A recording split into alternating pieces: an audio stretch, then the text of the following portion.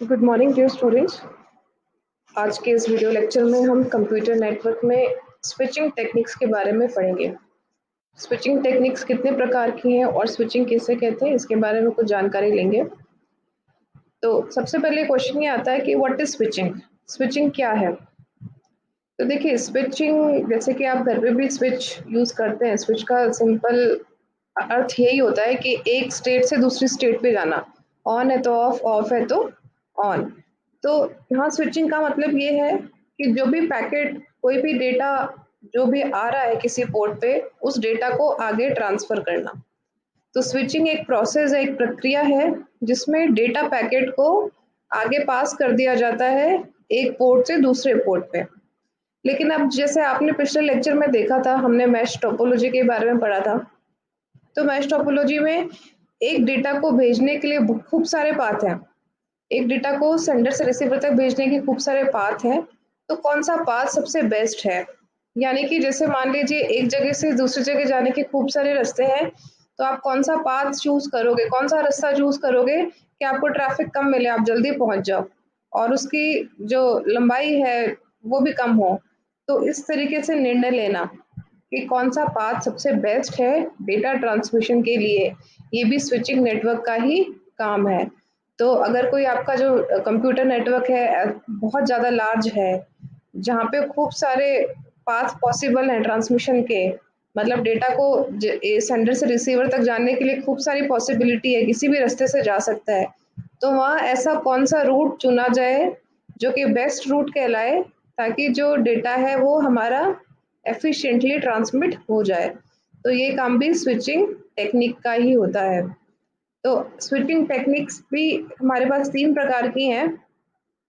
Circuit switching, दूसरे number पे है message switching, then packet switching. Packet switching भी 2 टेक्निक्स हैं, 2 अप्रोच हैं पैकेट स्विचिंग में भी। एक है डेटाग्राम स्विचिंग और दूसरी है वर्चुअल सर्किट स्विचिंग। तो इन सारी टेक्निक्स के बारे में हम ब्रीफ में पढ़ेंगे अभी।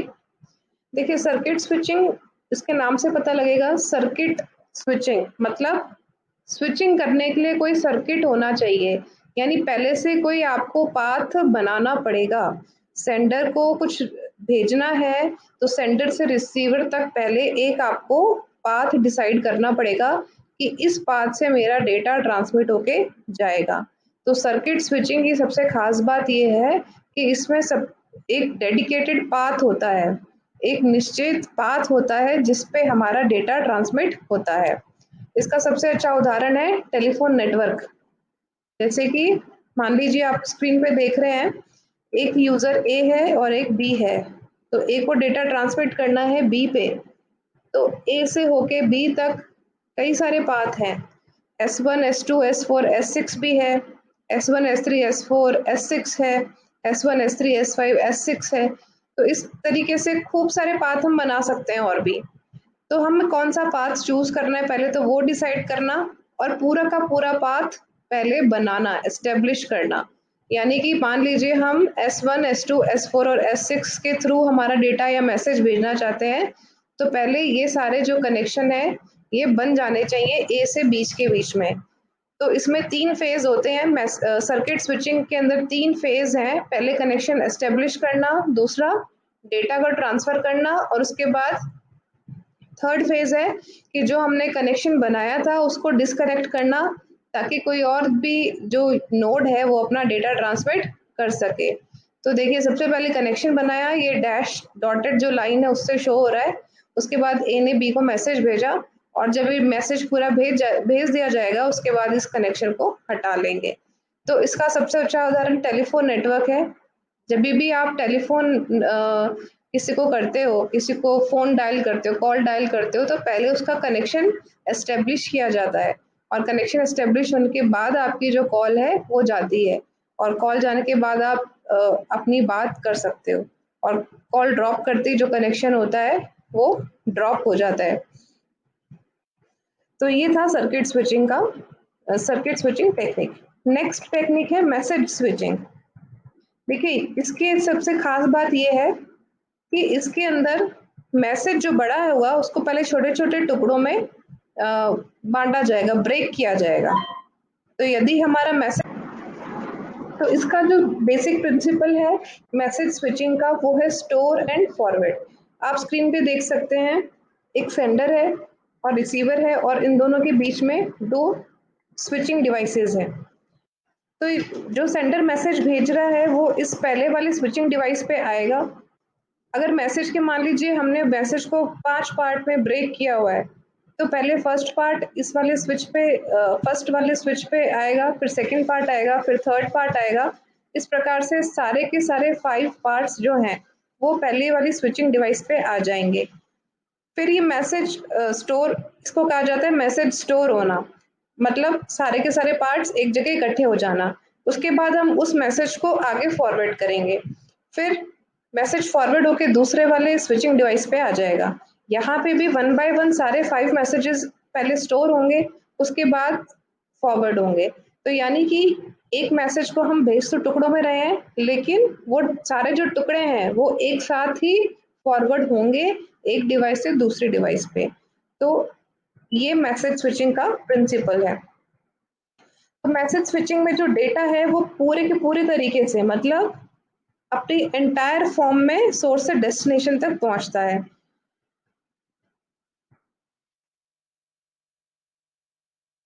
और मैसेज रूटिंग के समय जब मैसेज भेजा जा रहा होता है तो जितने भी इंटरमीडिएट नोड हैं, जितने भी इंटरमीडिएट स्विच हैं, वो सारा का सारा जो मैसेज है उसको अपने अंदर स्टोर करेंगे।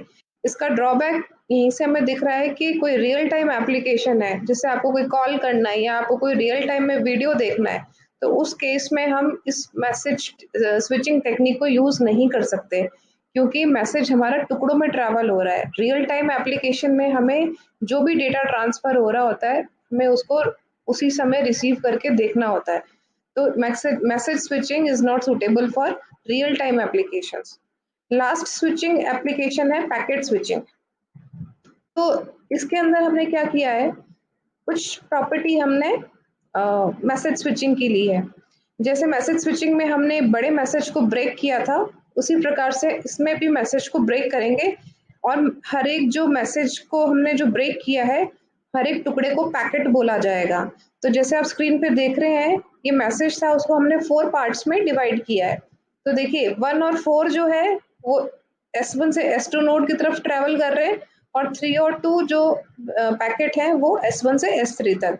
तो कहने का मतलब है कि हमने एक मैसेज के खूब सारे चंक्स कर दिए, खूब सारे पैकेट बना दिए, और ये जो पैकेट है अब अपना अपना अलग से रूट तय करेंगे कि वो किस रूट से जाना चाहते हैं।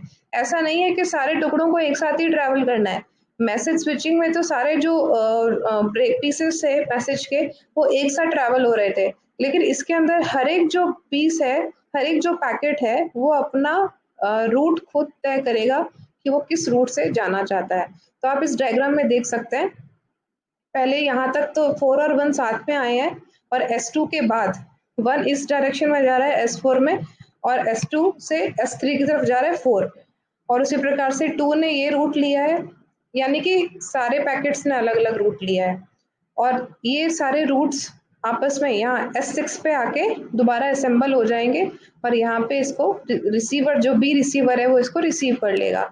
अब देखिए इसमें सबसे इम्पोर्टेंट बात होनी चाहिए कि हर एक पैकेट पे एक सीक्वेंस नंबर होना चाहिए।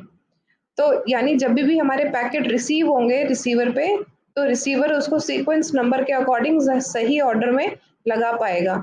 अगर इसमें सीक्वेंस नंबर नहीं होंगे तो हमारा मैसेज जो है वो डिस्टॉर्ट हो जाएगा, करप्ट हो जाएगा। और दूसरी इम्पॉर्टेंट बात है कि इसके अंदर आईपी एड्रेस होना बहुत ज़रूरी है। सोर्स, हर एक पैकेट पे सोर्स और डेस्टिनेशन का आईपी एड्रेस होना बहुत ज़रूरी है, ताकि अगर हमारा कोई पैकेट खो जाए या बीच रास्ते में कुछ प्रॉब्लम आए तो वो सही डेस्टिनेशन तक पहुंच सके। अब देखिए पैकेट स्विचिंग के अंदर 2 अप्रोचेस हैं, डेटाग्राम अप्रोच है और वर्चुअल सर्किट अप्रोच है। तो देखिए डेटाग्राम अप्रोच में पैकेट स्विचिंग की तरह ही है, इसमें पैकेट को डेटाग्राम बोला गया है। तो और कोई डिफरेंस नहीं है, जो पैकेट है उसी को डेटाग्राम बोला गया है। और इसके अंदर भी जो पाथ होता है हर एक डेटाग्राम का वो फिक्स नहीं होता। पाथ कब डिसाइड होता है, जब डेटाग्राम किसी रूटिंग नोड पे पहुंचता है, मतलब जो इंटरमीडिएट नोड है उस पे पहुंचता है, वो नोड डिसाइड करता है कि कौन तो डेटाग्राम पैकेट स्विचिंग अप्रोच में हर एक पैकेट को डेटा बोला गया है, और जब ये जो डेटाग्राम पैकेट्स हैं, ये अपना अलग अलग रूट तय करेंगे किस रूट से इनको जाना है, बिल्कुल जैसे पैकेट स्विचिंग में अभी हमने डिस्कस किया है। और हर एक जो नोड है, इंटरमीडिएट नोड है, वो अपने आप डिसीजन लेगा कि किस डेटाग्राम को किस रूट के थ्रू भेजना है। और जो ये डेटाग्राम अप्रोच है, ये कनेक्शन लेस अप्रोच है। कनेक्शन लेस अप्रोच का मतलब है कि आपको सेंडर से रिसीवर के बीच में पहले कोई कनेक्शन बनाने की ज़रूरत नहीं है, कोई कनेक्शन प्री एस्टेब्लिश करने की ज़रूरत नहीं है। ये ऑन द स्पॉट देखा जाता है कि ये डेटाग्राम रिसीव हुआ है, तो अब इसको किस रूट से भेजना है। फिर नेक्स्ट नोड पे जाएगा, वो नोड डिसाइड करेगा कि अभी मुझे किस रूट से इस डेटा पैकेट को भेजना है। तो ये होता है कनेक्शन लेस अप्रोच। अभी हम वर्चुअल सर्किट अप्रोच पढ़ेंगे। वर्चुअल सर्किट अप्रोच एक कनेक्शन ओरिएंटेड अप्रोच है। तो ये जो प्रॉपर्टी है, ये हमने सर्किट स्विचिंग से ली है। सर्किट स्विचिंग में भी पहले एक सर्किट बनाया जाता है, एक पाथ पहले से बनाया जाता है। तो वर्चुअल सर्किट अप्रोच में भी एक पहले से पाथ बनाया जाता है, यानी कि एक कनेक्शन ओरिएंटेड अप्रोच है, कनेक्शन ओरिएंटेड टेक्निक है। लेकिन इसमें जो हमारा मैसेज है वो पैकेट्स की फॉर्म में जाता है। सर्किट स्विचिंग में पूरा का पूरा मैसेज एक साथ जा रहा था, लेकिन वर्चुअल सर्किट अप्रोच में जो हमारा मैसेज है वो पैकेट्स की फॉर्म में जाएगा। तो पैकेट्स को ही भेजना है हमें, लेकिन हमें एक पहले से सर्किट बनाना है, पहले से सर्किट पाथ बनाना है। अब इसे वर्चुअल क्यों बोला गया है? क्योंकि जो हम सर्किट पाथ बनाते हैं वो एक लॉजिकल नेटवर्क है, वो एक वर्चुअल नेटवर्क है। वो असली में कोई फिजिकल सर्किट नहीं बनाया हमने, असली में कोई तार वगैरह जोड़ के, कोई वाईफाई कनेक्ट करके हमने कोई असली में सर्किट नहीं बनाया है, लेकिन एक वर्चुअल सर्किट है वो। तो जो सेंडर है उसको ऐसा फील होएगा कि सिर्फ मैं ही इस पाथ को यूज कर रहा हूँ, लेकिन हो सकता है उस समय खूब सारे जो नोड्स हैं, खूब सारे जो सेंडर्स हैं, उस सेम कम्युनिकेशन पाथ को यूज कर रहे हो, इसलिए इसे वर्चुअल सर्किट अप्रोच बोला गया है। और सर्किट बनाने के लिए call request and call accept ये एक स्पेशल पैकेट्स हैं। मतलब जो भी हम पैकेट्स भेज रहे हैं उनके अंदर से भी ये हाईलाइट कर रही हूँ मैं, call request and call accept packets. तो इनके नाम है, ये पैकेट्स के एक स्पेशल पैकेट्स हैं जो कि पहले कनेक्शन बनाते हैं सेंडर और रिसीवर के बीच में, और एक बार कनेक्शन जब बन जाता है तो वहाँ से हम पैकेट्स को ट्रांसमिट करना शुरू कर देते हैं। तो ये है वर्चुअल सर्किट अप्रोच। क्योंकि हम डेटा पैकेट्स की फॉर्म में भेज रहे हैं, तो वर्चुअल सर्किट अप्रोच के अंदर भी जो पैकेट्स होते हैं उन पे सेंडर और रिसीवर का आईपी एड्रेस होना ज़रूरी है।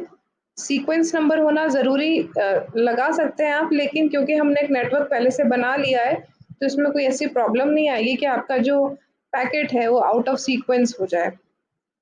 तो ये है वर्चुअल सर्किट अप्रोच।